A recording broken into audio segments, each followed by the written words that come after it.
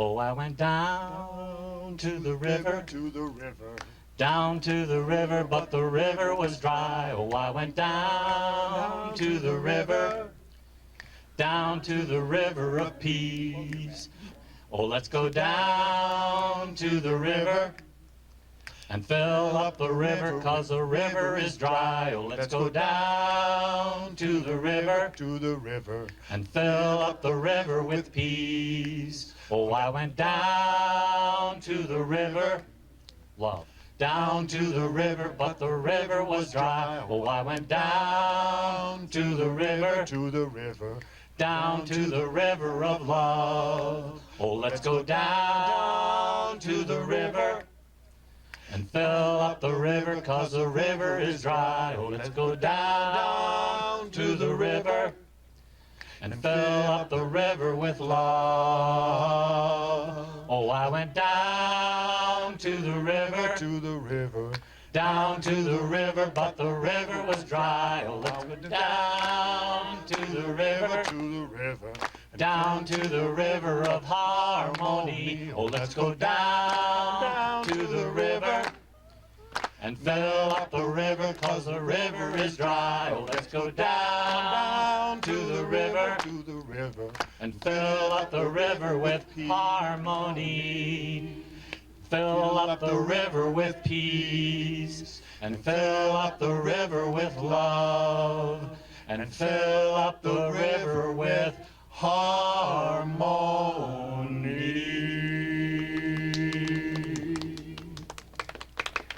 The Sierra Song and Story Fest was celebrated at Camp Peaceful Pines this past year. 26 years ago, the camp hosted the very first Song and Story Fest, and just 5 years ago, a wildfire devastated the surrounding area.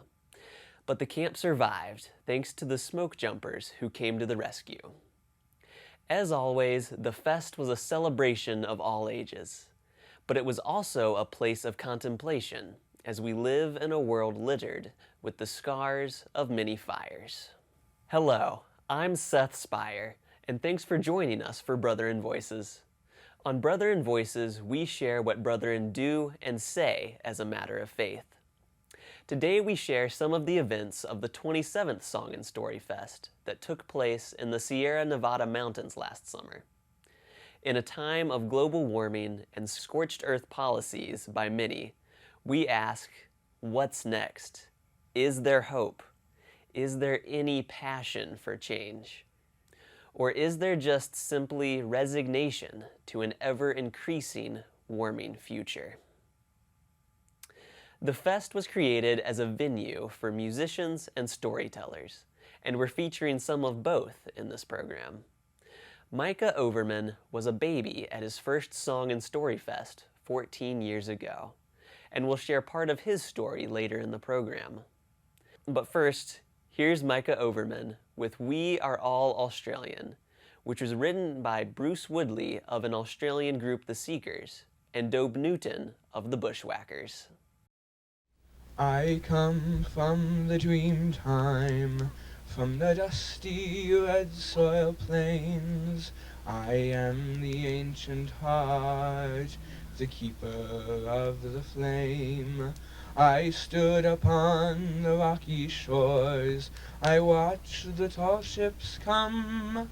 For 60,000 years I've been the first Australian. I came upon the prison ships, bowed down by iron chains. I bought the land, endured the lash, and waited for the rains. I'm a settler, I'm a farmer's wife, on a dry and barren run. A convict, then a free man, I became Australian. We are one, but we are many, and from all the lands on earth we come. We share a dream and sing with one voice. I am, you are, we are Australian. I'm the daughter of a digger who sought the mother lode. The girl became a woman on the long and dusty road. I'm a child of the Depression. I saw the good times come. I'm a bushy, I'm a battler. I am Australian. I'm a teller of stories. I'm a singer of songs. I am Albert Namatjira, and I paint the ghostly gums. I'm Clancy on his horse. I'm Ned Kelly on the run. I'm the one who waltzed Matilda. I am Australian. We are one, but we are many, and from all the lands on earth we come. We share a dream and sing with one voice. I am, you are, we are Australian. I'm the hot wind from the desert. I'm the black soil of the plains. I'm the mountains and the valleys. I'm the drought and flooding rain. I am the rock, I am the sky, the rivers when they run, the spirit of this great land. I am Australian. Waranjari gunyagarjen, manjanaruno nil, garaburu nil, gabuya garabulan, nyarunganga. You are Gilberanu nil, nayu, Juyu, Australian Yarjan. We are one, but we are many, and from all the lands on earth we come. We share a dream and sing with one voice. I am, you are, we are Australian. I am, you are, we are Australian. We are Australian.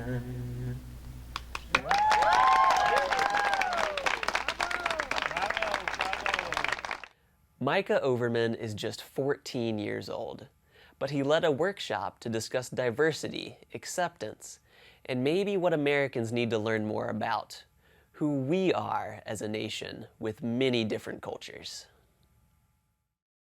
I was conducting today a workshop titled We Are All Australian, with the main focus of the workshop being discussion on the song We Are Australian, written by the Seekers. It was written in the 1970s by an Australian band called the Seekers, and it discusses various different topics of Australian history, Australian culture, and sort of has a message of unity and respect for all the people that call Australia home. And it is also, at the time, it was very much a sort of almost revolutionary song due to the discussion of topics in the song of the Australian Aboriginal community, a community which had been very underrepresented in Australian culture from the time that the British first colonized Australia, and the Australian Aboriginal community weren't even considered people really in Australia until the 1960s. So this song being released less than 10 years later was quite a revolutionary thing to happen, and quite a historic event to happen during that time period. Mikah shared some of the Australian history, and it seems to be similar in many ways to the American history and how Native Americans were treated in this country. I wanted to be interactive, but I thought I would explain some of the historical elements of the song that might not be the most self-explanatory. Starting with the fact that, from the beginning of the song, when it talks about I came upon the prison ship, Australia was founded as a penal colony. The United Kingdom needed a place to keep their prisoners, and that is the whole reason that anyone lives in Australia, minus the native Aboriginal population. This is the whole reason that Europeans first came to Australia, was that prisoners came to Australia and they could then buy their freedom if they raised enough money to buy land. And so many prisoners from the United Kingdom came on prison ships, starting in 1790, I believe, and then they would raise enough money to then buy farms in the Australian outback and started raising cattle, primarily cattle and sheep.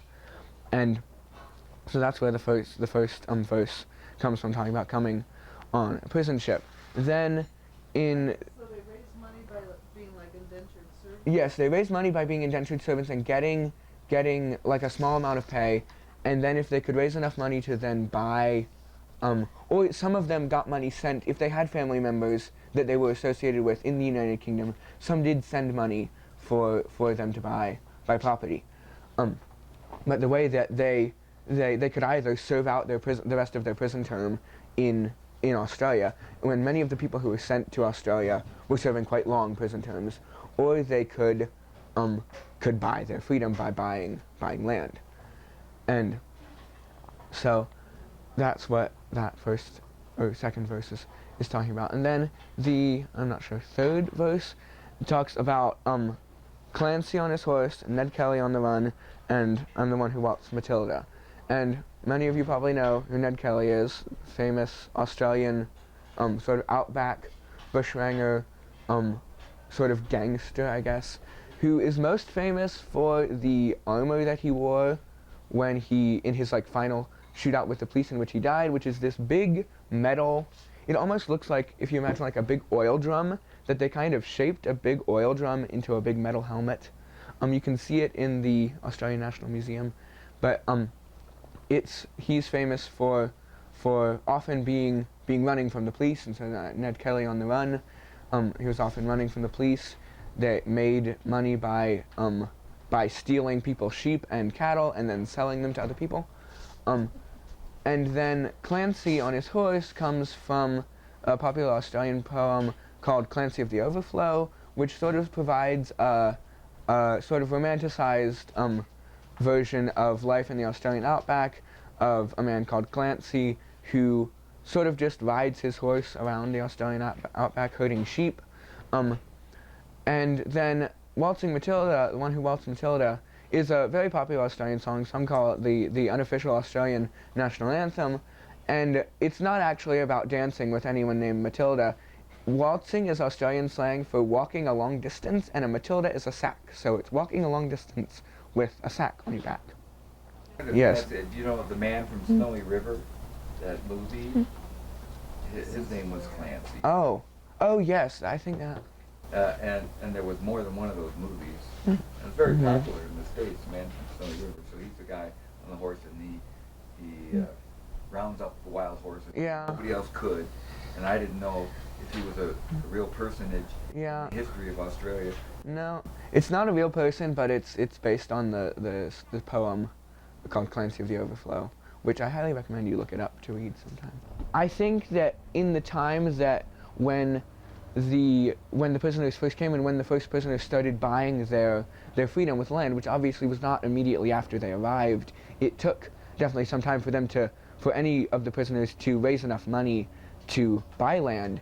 And I think for a period of time after many prisoners bought land and were able to buy their freedom, there was sort of a societal or a class divide between the British who came as sort of the guards or the members of the military, who was primarily who was coming to sort of guard the jail, the people who had been jailed, and those who were the former criminals who had bought land. Primarily, I think those who had come as members of the military to sort of guard the prisoners thought of themselves as sort of higher class citizens, but were being more British due to the fact that they had more money, had lived in probably better standards of living than those who were having to buy their land and then build a house on the land, buy animals and establish. And it was definitely more of a lower class of citizens, those who were the criminals who were buying their freedom, and also that they were still sort of seen as criminals because in the United Kingdom, in England, they were the lower class of citizens that were the ones who would be getting in trouble with the law and be going to jail in the first place. And and there was the sort of the divide between those who are the law-abiding, those who are to uphold the law, those of the military, and the ones who were sort of breaking the law and becoming the criminals that were then taken to Australia and had to buy the land. And I think nowadays that very much didn't last, the societal divide did not last as long, primarily due to the fact that people from many other countries started moving to Australia, seeing that there were opportunities in Australia for them, primarily cheap land, easy to find labor for their farms, that you could go, start a farm, and then easily find people who were looking for a job and were willing to work on your farm. And so many people started coming, especially from Ireland, Scotland, England, and other places in Europe, who were not criminals, started coming on their own volition to Australia, seeing it as a place where they could easily find land and could easily find labor and establish a life for themselves there that they saw as better than the life that they had in the United Kingdom. And it wasn't usually people who were really rich coming from, the people who weren't criminals who were coming from the United Kingdom, who were coming on their own will, were not usually the richest of rich people, because the richest of rich people wanted to stay in the United Kingdom. They didn't feel the need to leave. It was sort of the middle class, lower middle class people, but who weren't criminals, who saw that the criminals had gone to Australia and had this way that they could buy land for a fairly inexpensive price, and they saw this and thought, hey, maybe this is a good idea. And so then there were many ships that went back and forth between the United Kingdom and Australia, taking people who were going on their own will to Australia to then start lives for themselves, hoping that they would have a better life there than they did in the United Kingdom. We asked Mikah how he got interested in this song about Australia. I found the song. I can't remember exactly how I found the song. I heard it one day, and it interested me a lot. The song and the lyrics especially interested me. I'm very interested in music and songs, especially in other languages or from other countries.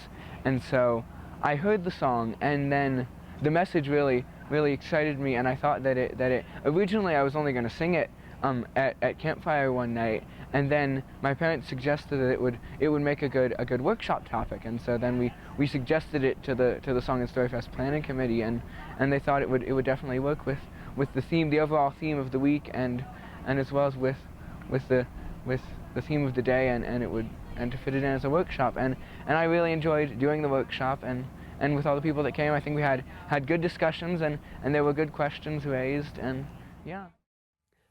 For the workshop, Mikah was able to change the subject to how it relates to the United States, where there are many cultures. Mikah asked the question, do the songs that we sing about the United States, the Star-Spangled Banner, and America the Beautiful, or God Bless America, reflect the cultures of the United States? Yes, in some ways we were trying to relate the topics discussed in the song to the United States and to American politics and culture today, and one of the things that we did was brainstormed sort of topics or ideas or lyrics for a song about relating to the Australian with the same sort of music or same ideas as we are Australian, but for the United States, and with topics such as the United States culture and history. We asked Mikah to share what his hopes are for continuing his education. I'm homeschooled, and I have been since 3rd grade, with a break for 4th through 5th grade, in which I lived with my family in Costa Rica for 2 years. In that I learned Spanish, and I think living in another country has definitely provided me with a more expanded worldview and an interest, especially in other cultures and other countries. And I also have an interest, of course, like I said earlier, in other languages, especially music and songs in other languages. And yeah, I would definitely hopes for the future of perhaps being involved in politics or diplomacy involving languages and governmental structures and things definitely interest me. In terms of going to college, I'm thinking both sometimes in the United States at some I've researched and looked into some universities and colleges in the US, but also abroad in Europe and in Australia and New Zealand are places that interest me for going to university. And yeah, because I think living and experiencing other cultures is definitely something that interests me. We asked Mikah about the special ceremony that was held for him at the morning gathering back in 2009.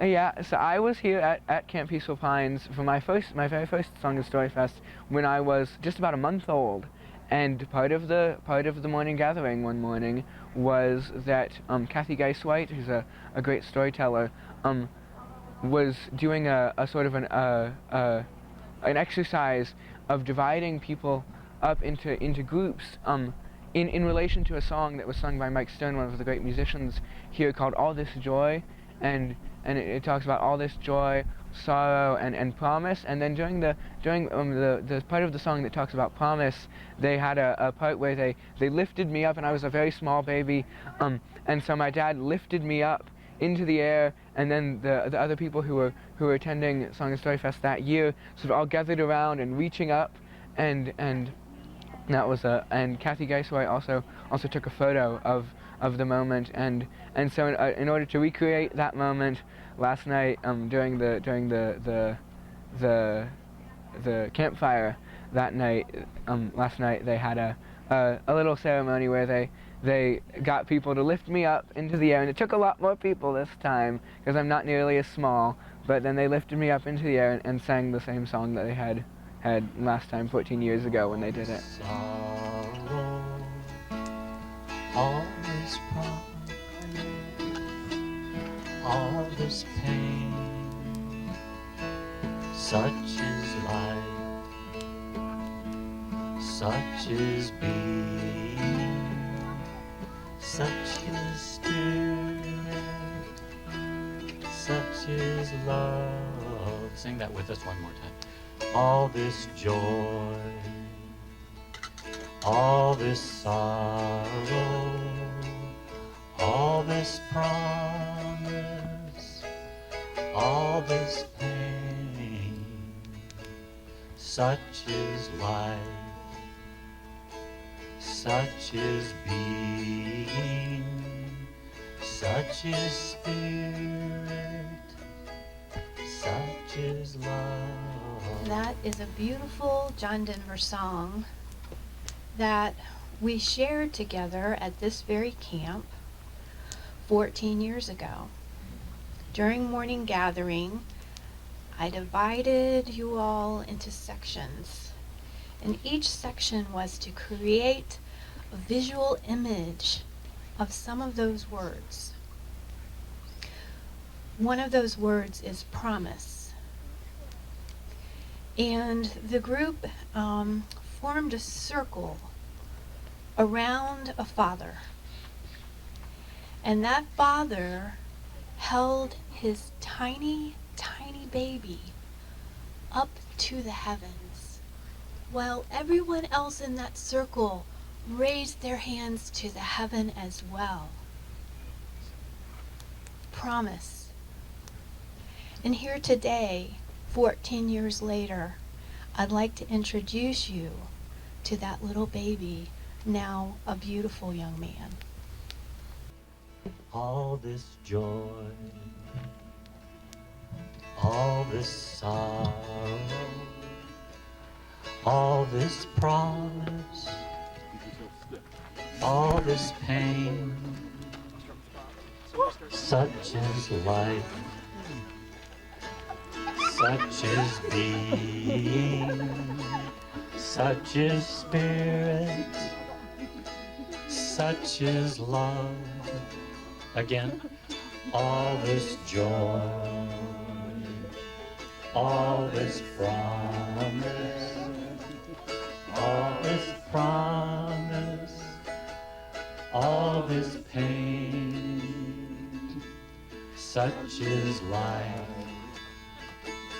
such is being, such is spirit, such is love.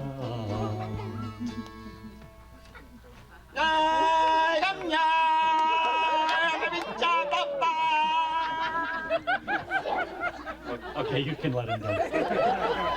All this joy, all this sorrow. That must have been an amazing experience to relive.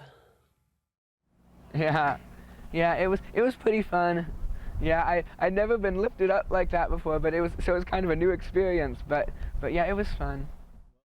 Mikah Overman, thanks so much for sharing with us on Brother in Voices. Yeah, it's been fun. I've definitely enjoyed Song and Story Fest this year, and I hope to be able to come back next year. And thank you for joining us on Brother in Voices. This is Seth Spire, wishing you peace, and pass it on. So I'm Heidi Loomis from State College, Pennsylvania, and I just want to express my deepest gratitude to Ken and the entire organizing team of Song and Story Fest, and all of the musicians who have brought my kids along since they were little, from little violins to bigger violins, dancing and singing. This is a community that's been really important to me as a parent, watching my kids grow from the time Levi was in utero and Katie was 1 until now, when they're 18 and 20, steeped in the values that they learn here and in these relationships that grow them and me. So I just want to say thank you forever. And very soon they'll be fried upstairs.